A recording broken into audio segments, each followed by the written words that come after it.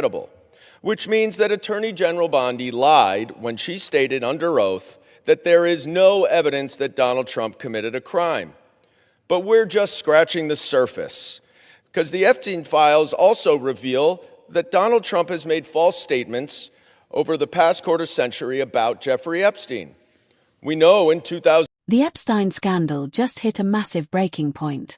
While the public is being fed millions of pages of blacked-out redactions, Representative Dan Goldman, Democrat, New York, just stood up on the House floor and revealed that Congress has a secret version of those same files.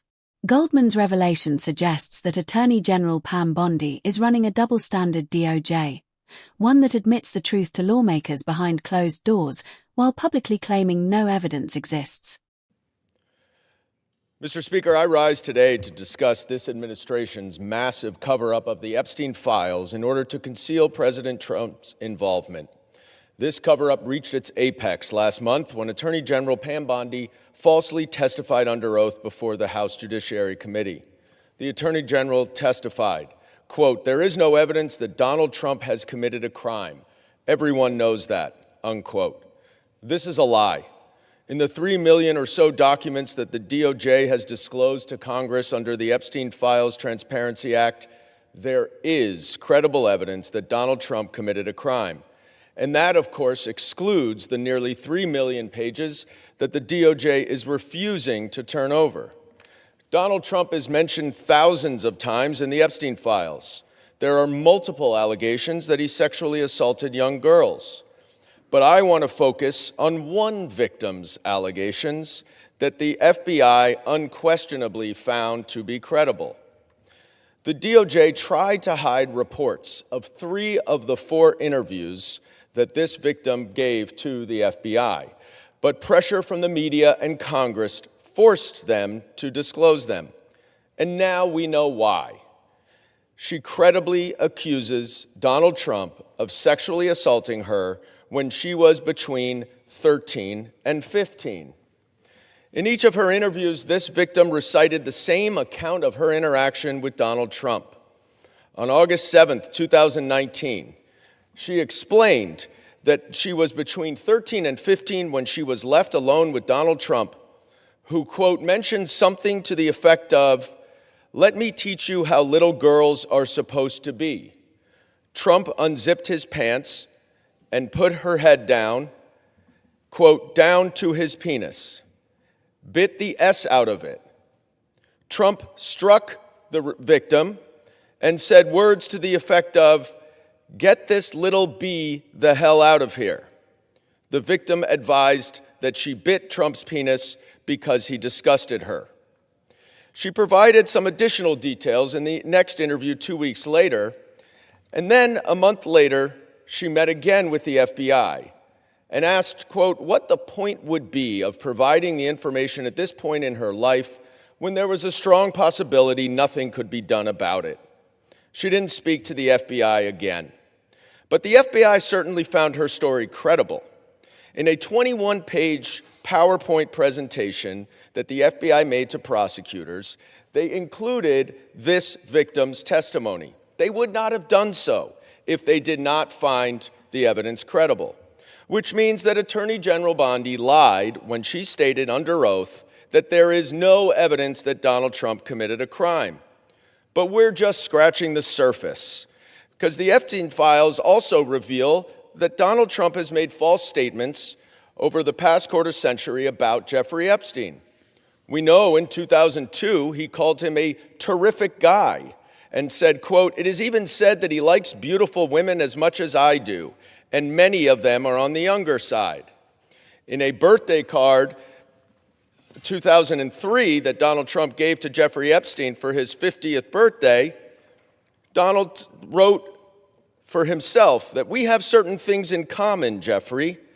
Enigmas never aged. Have you noticed that? A pal is a wonderful thing. Happy birthday. And may every day be another wonderful secret. But in that same year, Palm Beach County opened an investigation into Epstein that eventually was turned over to the FBI. The investigation became public in 2006, and the Palm Beach County police chief received a call quickly after from Donald Trump, where Trump told him, "Thank goodness you're stopping him. Everyone has known he's been doing this." What innocent person calls the police chief about an investigation upon just learning about it? The recent documents also show that Jeffrey Epstein emailed Ghislaine Maxwell and said, quote, "I want you to realize that the dog that hasn't barked is Trump. Redacted victim spent hours at my house with him. He has never once been mentioned." Trump also denied that he ever went on Epstein's plane. But of course, the Southern District of New York said that he was on his plane 8 times, often with young women. The reason why this matters is because we don't have half of the Epstein files. And if the Attorney General is covering this up in such a degree that she is redacting things from Congress, that she then, redacting things from the public that she then shows to Congress, what else is she covering up? And I would just show that this document here was redacted to the public, it was unredacted to Congress, and it completely disputes everything that Donald Trump has said about Jeffrey Epstein, about what he knew about the allegations, about his disgusting behavior, about whether he'd ever been to Jeffrey Epstein's house, saying, "I may have been there with my wife." Asked if any young girls were there. No. He may have had children of guests, but that's it. Well, we know that's not the case. Now, why is this important? Because if the Attorney General is covering up this information that she then reveals to Congress, what else is she covering up about Donald Trump's involvement in the Epstein files? I yield back. Members are reminded to refrain, again, from engaging in The floor speech delivered on March 18, 2026, represents a definitive turning point in the Epstein files investigation, transitioning from a political debate over redactions into a forensic indictment of the Department of Justice's integrity. The presentation was strategically designed to dismantle the Attorney General's previous testimony by pitting her words against the FBI's own internal documentation.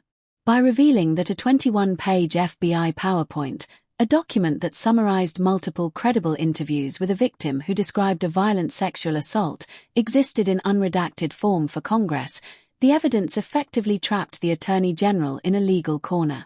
This document is the crucial missing link because it proves that federal investigators did not just record these allegations.